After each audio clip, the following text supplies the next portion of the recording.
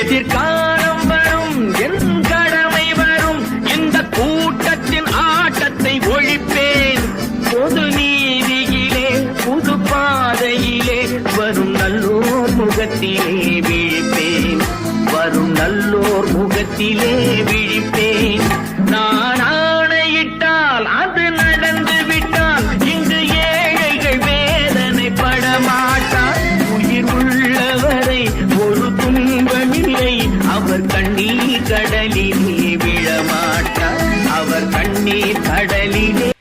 எனக்குள்ள முதல் என்னன்னு தெரியுமா? மக்களுடைய அன்பும் என்னுடைய நாணயம் தான்.